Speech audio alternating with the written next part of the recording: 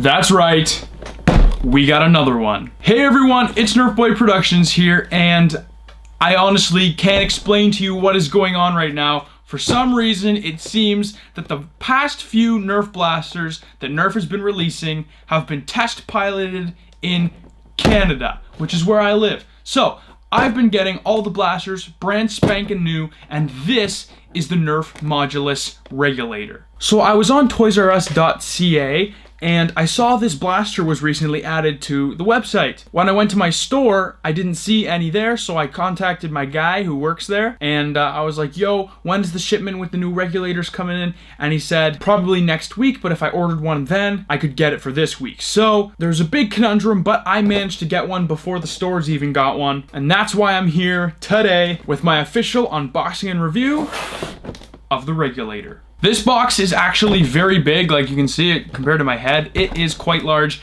and it's definitely a flagship Modulus blaster for 2017. It was actually just featured at the Toy Fair just a couple months ago, so crazy that we saw it there, and then here it is in the box. Now, speaking of box, let's go ahead and take a quick little look at it here. It's open face style, so the blaster and all the pieces are actually, accessible through the box. You can take a look for yourself, but this is what you really want to focus on. This is what makes the regulator very, very special, and it is the select fire. What this allows you to do is shoot the blaster in single fire, full auto, or 3-round burst, which is just awesome. Sticking with the Modulus theme, we have the build your own blaster. So this blaster features many different pieces and parts that you can combine with your other Modulus blasters to create your own. On the back, it tells you about a lot of the different things like the accessories. There's a blinking light that tells you how much ammo you have, more detail about the switch fire, kind of a full picture of the gun right there, and just more yada yada yada. You get the picture. Enough talking about the box and blaster. Let's actually get into it right now. I can't believe Nerf is sending out all their blasters to Canada first. They heard my prayers. And here it is. Alright, so now we're doing unboxing style. Here is our instructions. That is pretty detailed. And now we will just simply cut out the components, which are held in with these elastic bands. Lots of different crazy looking stuff here. We actually get two 12-dart magazines and a total of 24 darts. And last but not least, the blaster. Well, look at that baby. Got the blue and white, just looks awesome. Here's our fire selector. It actually has a gray magazine port. That is really cool. Nice little handguard right there. Cool futuristic looking trigger and handle, and this magazine release looks much different than anything we've seen before. Stock attachment point, some sling points. That light goes on when you're out of ammo. Lots of tactical rails, a hyperfire style jam door, and yeah, so I guess there's actually only 2 tactical rails in total on the main blaster. One on the top here, one on the bottom there. And of course your barrel attachment point. No flip up sights on this guy, but that's about it. Rev trigger, acceleration trigger, your dart trigger, magazine release, and that is about it. So this one is pretty crazy and definitely one that I should share with you right now. So it's kind of like the Modulus barrel extension in the way that this goes onto your barrel extension and then it has another one so you can double up. So this basically just goes in the chain of your barrel, and it allows you to have a handle. So it just goes on here, connects on like so, and then you can swivel out this handle and kind of do that. And then from there you can stack on extras. This is another Modulus barrel extension. I personally think this one looks a lot cooler than the first one, but again, that goes on the barrel. That's another one. Provides you with an extra tactical rail, as well as something on the bottom. Looks like we can maybe clip on a little blaster or something like that. We'll look into that. And look at this, even another one. This is the exact same thing. Barrel extension on the back and front, except instead of tactical rail, we have a kind of sight here and another clip-on thing on the bottom. And last but not least, a very sturdy looking storage stock. Kind of looks like this thing should be extendable, and I wish it were, but it's not. But it does hold these magazines really, really secure. Feels very reminiscent of the long shot stock storage option. It feels very similar to that. And honestly, putting this in feels like you're just putting a magazine in the blaster. It's very, very simple.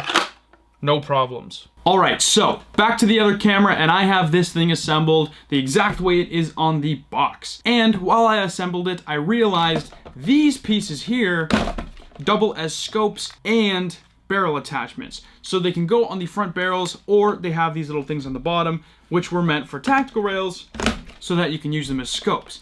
And the handle has an actual scope hole built right into it. Everything lines up and works super well. It also got me thinking, although they are meant to go on tactical rails, you can actually attach different blasters to the tactical rails themselves. And that allows you to have a master key of sorts, where you have another blaster on the bottom here. And I think that is super cool. Normally you'd need to do some sort of mod to have that epoxied onto the bottom, but this is very, very cool. It's worth noting that if you do choose to go with that route, you should probably use an electronic blaster, because springers like a rough cut are just going to slide right off the rails when you go to pump them. And as far as electronic blasters go, the Strife is like the only one I found that kind of fits. But hey, you can attach a Strife to the bottom. That's a pretty cool bonus in my opinion. So back to the actual blaster and what it was made to do. And that is, of course, you know, provide you with lots of fun of combinations, because it's a modulus gun.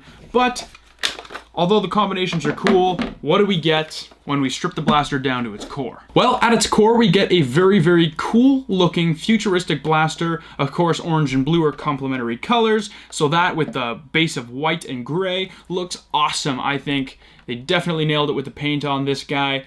Going over the features, I kind of already did quickly, but 2 tactical rails, of course, firing selector, acceleration trigger, dart trigger, magazine release, 2 12-dart magazines, stock attachment point, barrel attachment point, and so that's basically it. Conveyor style blaster, just like the Hyperfire, whereas the Hyperfire had super fast blasting, you're kind of making up for it by having the slower rate of fire, but selectable firing modes. I would personally take the selectable firing modes over the Hyperfire's super fast rate of fire. This allows you to preserve darts and shoot for different scenarios as you so fit, and I really like it. And of course, the light that blinks when you are out of ammunition. That's the blaster. I think it's really comfortable. The only thing is they did the handguard here instead of here, so you're never gonna hold it like that. You're gonna hold it like this. So this handguard, useless. As far as the magazine stock goes, it is the nicest one I've ever used.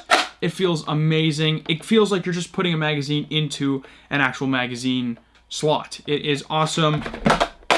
And where they've had problems with flimsiness with their stocks in the past, this is so secure. They definitely took the criticism and did good things. I swear, this blaster has a hair that's not mine in it. I don't get it. The last blaster I had that too. What's going on?